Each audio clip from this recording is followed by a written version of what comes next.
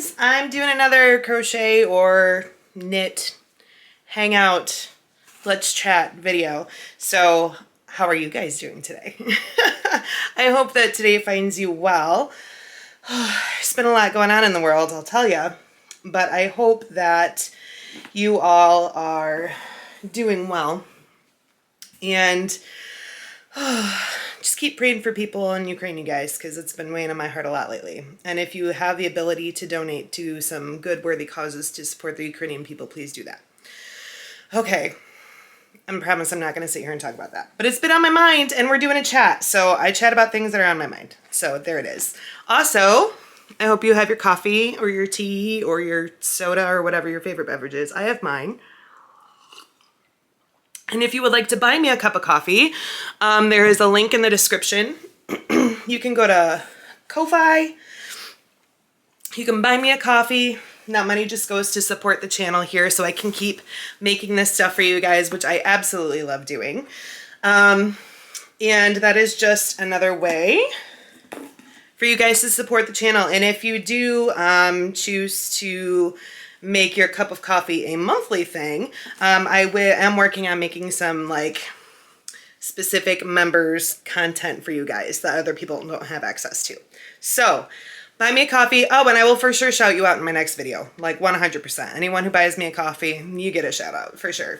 So I'll show you what I'm working on right now. I am doing Tunisian crochet because I just learned how to do this and I'm in love with it because it doesn't hurt my wrist or my elbow. I've been having some elbow issues.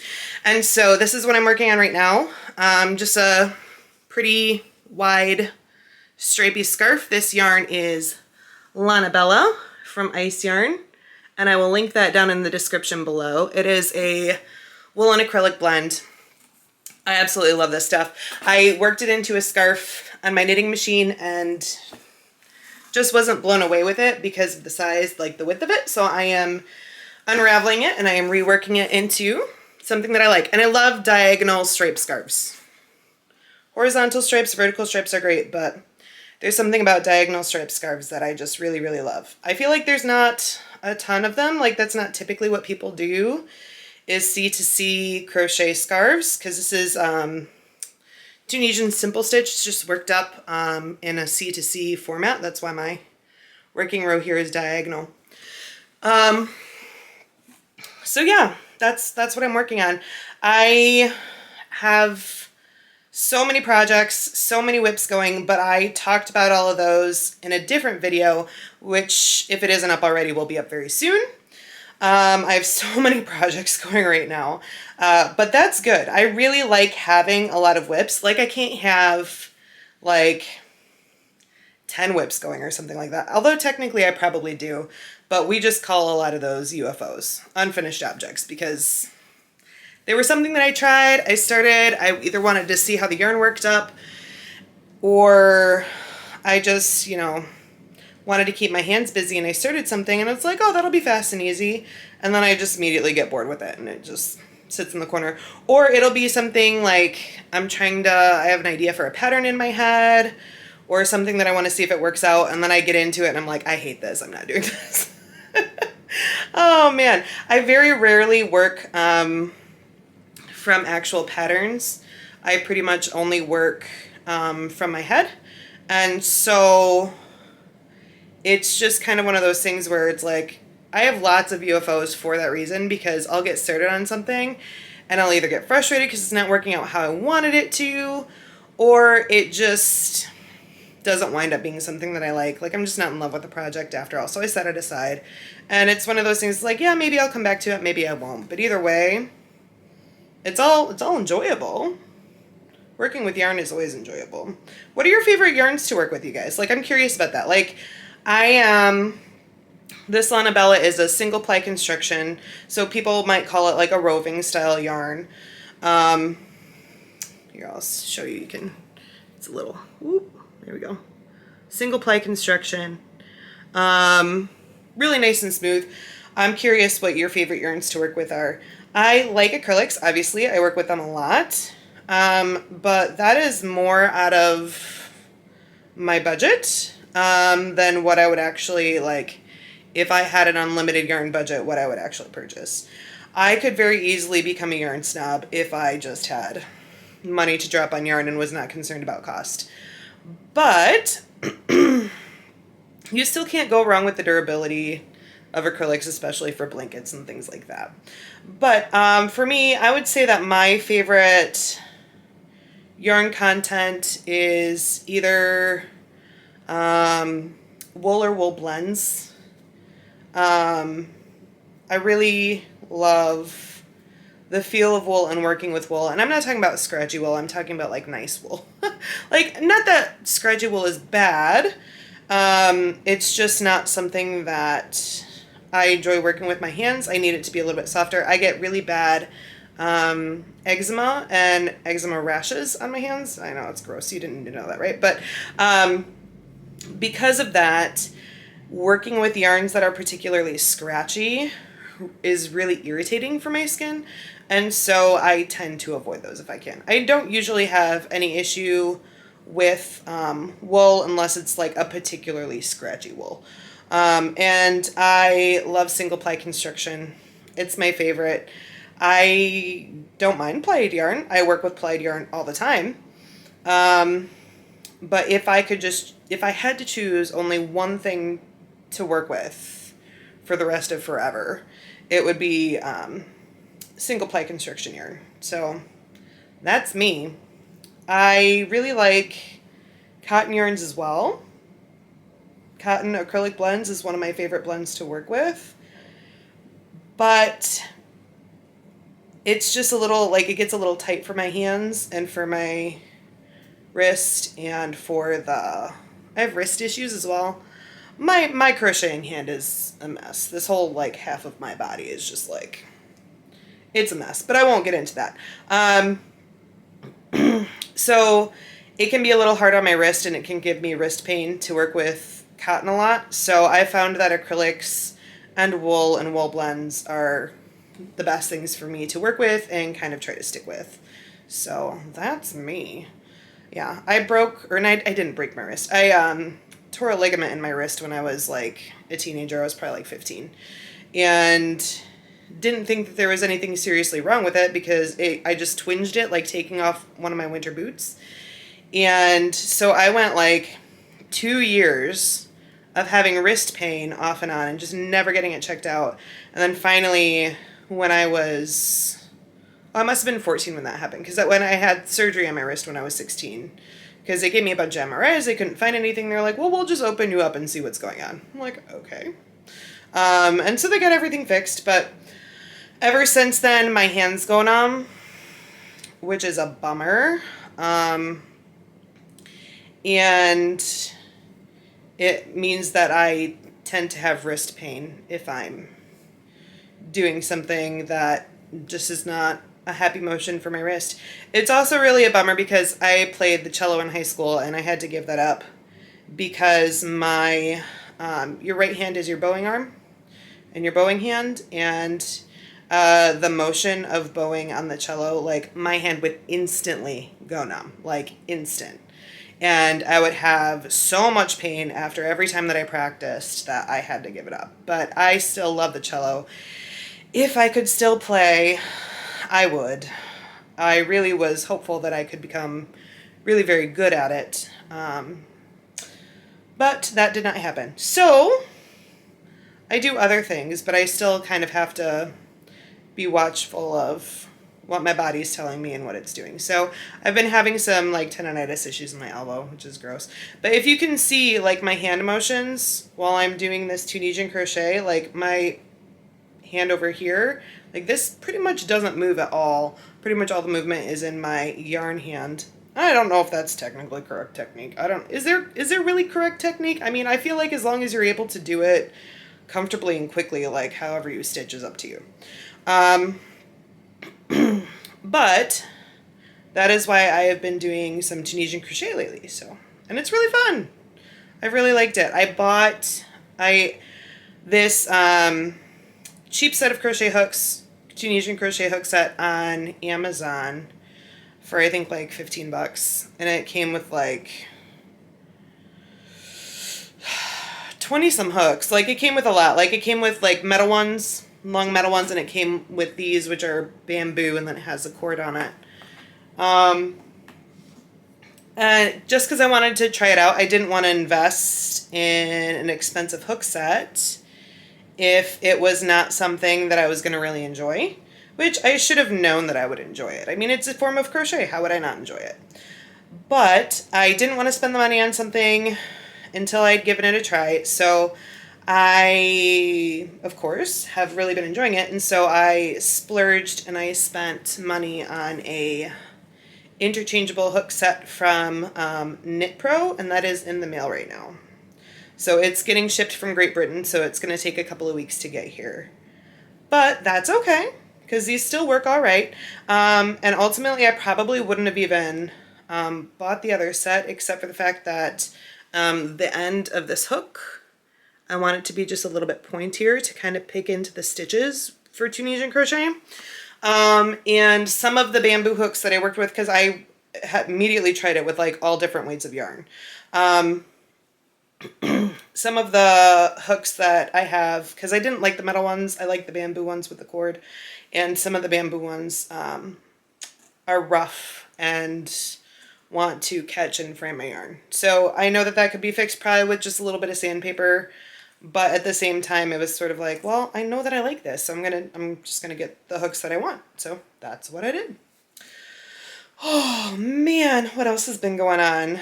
My husband switched jobs. He is still in trucking, but he took a job at a different company so that his hours are going to be much, much, much improved. He was working, between 60 and 70 hours a week, and up before the kids went for school, home after the kids went to bed. It was just exhausting for everybody. And he had done that schedule before, so we knew what he was getting into going back. But it still just was, it was just too much this time around. The last time he did it, we only had 2 kids. This time we have 4.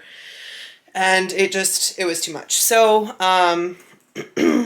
he switched to a different company. He's doing trucking, and he is on a much, much better schedule. So he is working normal hours. He gets to see the kids in the morning.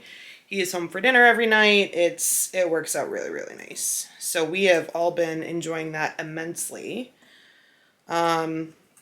Which also frees me up to have more time with all of you, because I can actually film and edit in the evenings again. So I am working on getting back up to at least 1 video a week, if not more if possible.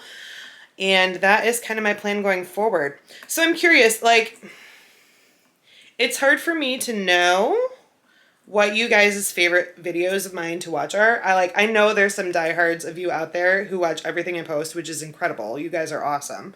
But at the same time, I know not everything that I do is everybody's cup of tea. So I am curious, what's your favorite type of video of mine to watch? My most popular videos, according to views, have been tutorials. But that makes sense to me because not everybody wants to sit and chat and everything else. But a lot of people want to know how to do different projects. And then they're going to watch the video a few times so that they can, follow along and when they put their project down and pick it back up, stuff like that. So that doesn't surprise me that those are my highest view count videos. But I'm curious what your favorite just stuff in general to watch is. Because tutorials can be fun to watch, but I don't know. If I'm just hanging out and scrolling through YouTube, unless it's a pattern that I'm just like, oh, I need to see how they did that, I'm not likely to watch tutorial videos. But that's just me. Yeah. So if you have a specific type of video that you really enjoy, let me know in the comments. Also, if there's anything specifically that you would like to see from me in the coming weeks and months, please put that in the comments as well. I always try to take your request into consideration if I am able to, which I haven't been lately because it's just been so hit or miss. But I do want to keep doing that for you guys. So I'm trying to think. The weather is nice-ish today. It's about a high of 40 degrees. It's not bad. Warm enough that I can go outside and not have to worry about a coat and just get away with a sweatshirt or something. That's really nice. I'm trying to think what else has been going on. I almost went to the yarn store today, but I didn't. Is that a thing? I have something in mind, and it's like, oh, I could just go and see what they have. But I know myself, and I know that if I just go and see what they have, I'm going to spend money that I don't want to spend right now. So, yes, I showed some restraint, and I did not go to the yarn store. I have been wanting to check out some local yarn shops here. The only reason why I don't frequent local yarn shops is just because most of the stuff at local yarn shops is outside of my price range. Because I really do kind of have to stick with budget yarns, especially since I make lots of blankets and bigger projects. I can't drop, tons of money on yarn. But I have been thinking about going to, there's 2 different shops, main shops here in like the Grand Rapids area that I've been wanting to go to and check out. So I might do that soon. If you're interested in me doing a shop along at a local yarn store that you're not going to be able to go to, let me know. And I can, call ahead and see if the shop owner's comfortable with me doing that. So, yeah. Other than that, I think that most of life around here has just been, taking care of the kiddos and doing life. We're getting closer to springish weather. The kids have been dying, absolutely dying, to go outside and ride bikes and stuff. But we live in the city, and so the only place that they have to ride, like at our home, is on the sidewalk, and I just don't want them on the sidewalk because our house is right next to the alley. And so there's this very short little stretch of sidewalk in front of our home and the next 2 homes down from us that the cars don't cross. And so it's just kind of boring for them because, I don't want them crossing traffic while they're on their bikes, and that includes the alley. So they're just going up and down this little stretch of sidewalk, which isn't very fun. But there is a church just down the road that has a big open parking lot, and so sometimes I'll load up the bikes and we'll go there and we'll ride bikes in their church parking lot. And we also have a cemetery right across the street from us, and that is actually perfect in the summer, especially the heat of the summer, because it's a very old cemetery. It's a big old growth cemetery, and old growth trees, I should say. Sorry, I'm gonna get a sip of my coffee here. And there's this little patch in the cemetery where it's all flat, and there's this, it basically might as well be a bike track. It's this little loop around a pavement. So I will take the kids across the street to the cemetery sometimes, so it's nice and shaded for the summertime, and the kids can just ride around and ride around and ride around, which is really nice. That's really the best place that we have to ride bikes. And I don't have to worry about, tons of traffic. The little circle loop is way in the back of the cemetery, so there's not a lot of cars coming in and out. I don't have to worry about cars coming in off the street, anything like that. So it works out really nice. Yeah. So many things. There's been a lot of stuff going on in our neighborhood too.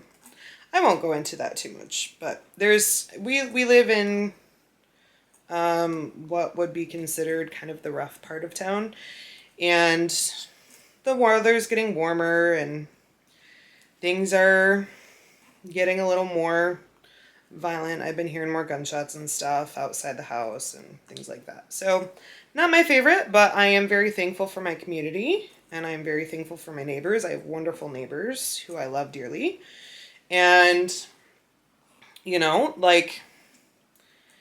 bad things can happen anywhere.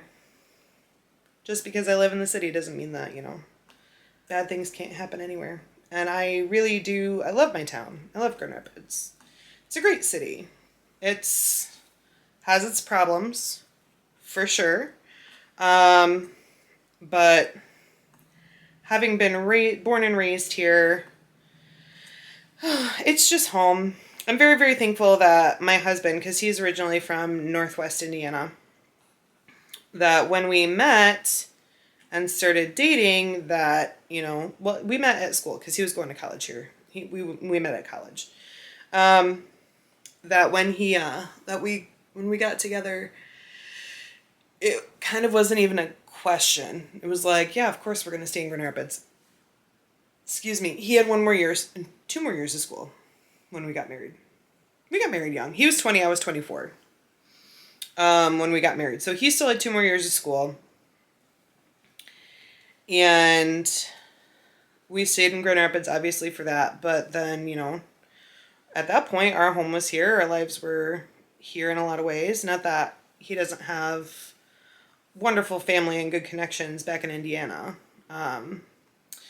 But it kind of worked out because they were only about 3 hours away. So it's very, very easy to go down for the weekend and everything else. So even though his family is not in the immediate area, they're not that far away either. It's not like they're way across the country or anything. So that's wonderful because I love my in-law family.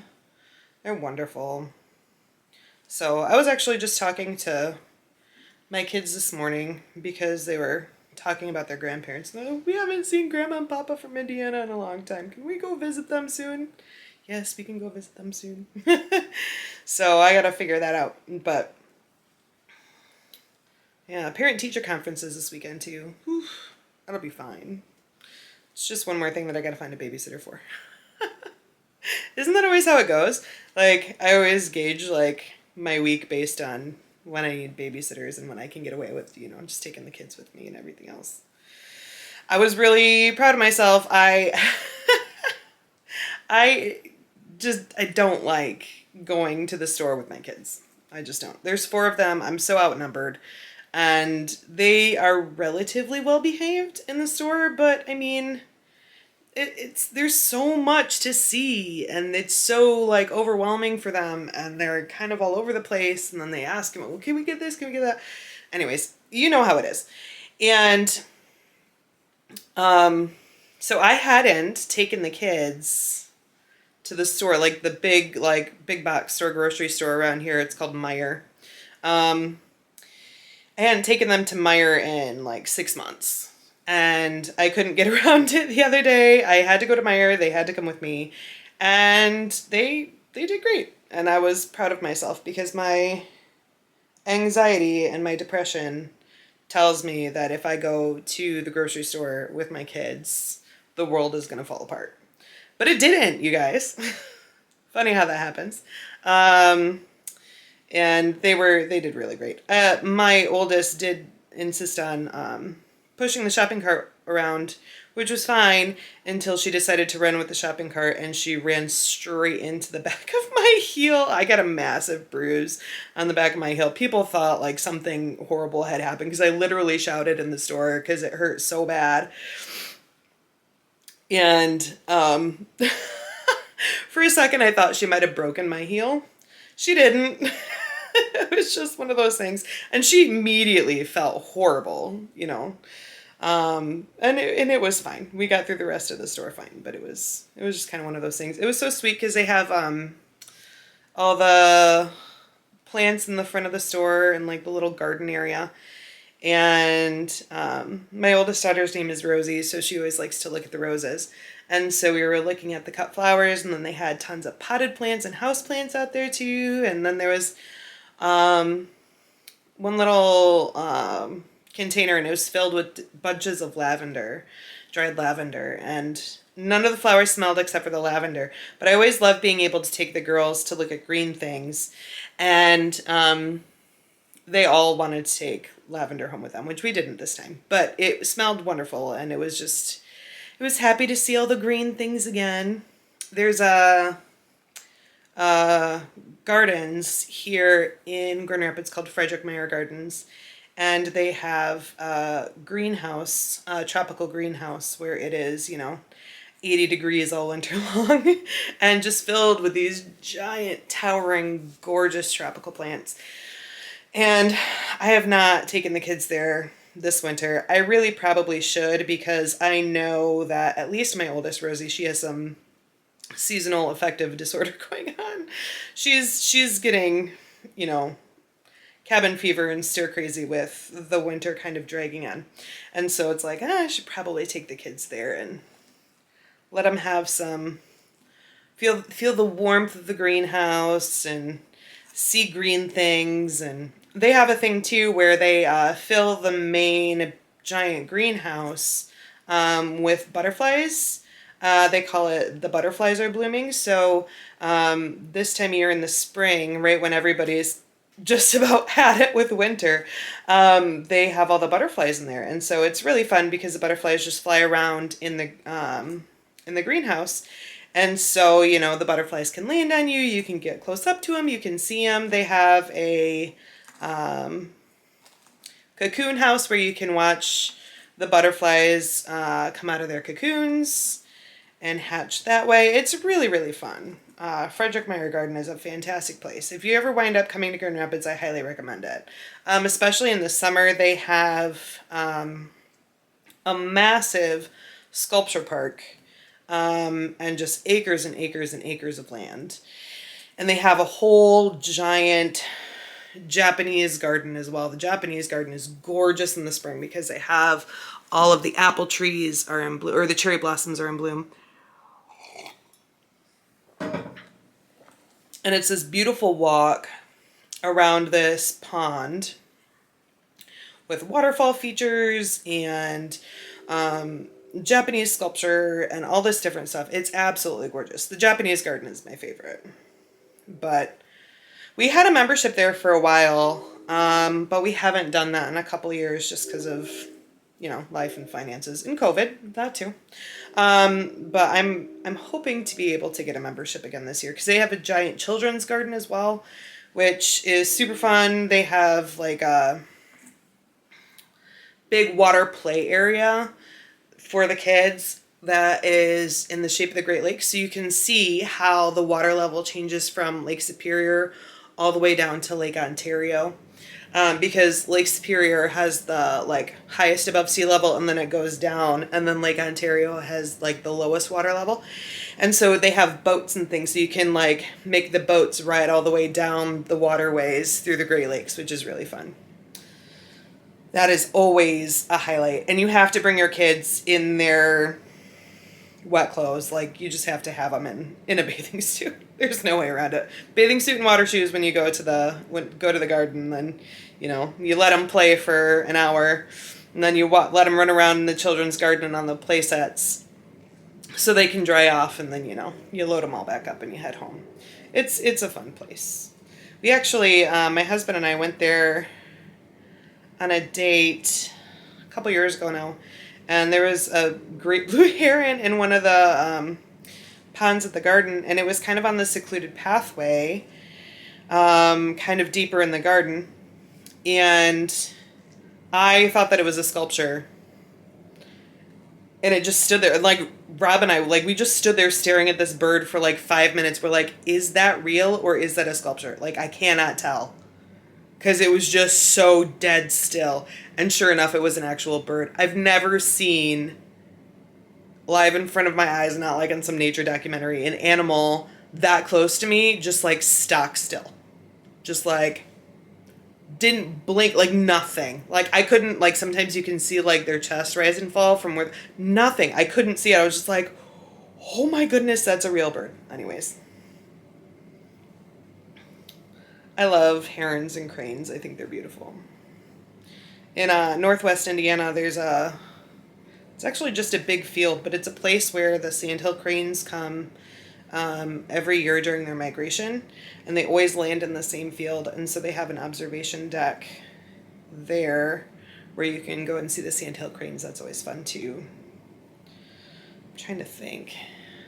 I didn't have a plan when I sat down, you guys. I just like to talk to you and tell you a little bit about what's going on in our life and everything else. It just feels good to sit down and talk. Feels good to sit down with yarn in my hands and crochet for a little bit and just hang out. So I hope you grabbed your yarn with me and sat and had a cup of coffee or tea or whatever your beverage of choice is. And we're able to just kind of, you know, chill out, relax, stitch a few rows, What are you guys working on? You got any big projects, little projects, gift projects? I always am interested to know what you guys are working on. And if you want to show me what you're working on so I can actually see it, you can always join the Facebook group. That'll be linked in the description so that you can share your projects there so I can actually see what you're doing and see your lovely faces and all of that stuff, because that is a limitation of YouTube, that you can't post pictures in the comments. Maybe it's a good thing, I don't know. But I always like to be able to see you guys and to see what you're working on. So if you are on Facebook, you should definitely check that out. I know not everybody's on Facebook, I get that, but if you are, check out the Yarn at Play Crochet crew. Yeah, I just feel peaceful and happy today, guys. It just feels nice to sit. It feels nice to hang out and work on something. It feels very peaceful to have my kids at their grandparents' house so I can, you know, sit down and actually work and accomplish a task from beginning to end. That always feels really nice without being interrupted. And I love my girlies. I love them to death. But, man, you don't really realize the things that you take for granted before you had kids until you have kids. And one of those things is just, you know, sitting down to do a task and actually doing it, like the whole thing, without being interrupted 100 times. Best little interruptions I've ever had. But there are a lot of them. Oh, man. I love this color fade that it's doing here. Do you see this? It's going into like a, okay. Sorry, Tunisian crochet curls a little. Let me eliminate the curl there a little bit for you. It's going into like this grayish green marled. It's so beautiful. I love this yarn so much. It's so pretty. This is one I'm gonna keep for sure. Once it's done, I'm not gonna give this away. I just love it too much.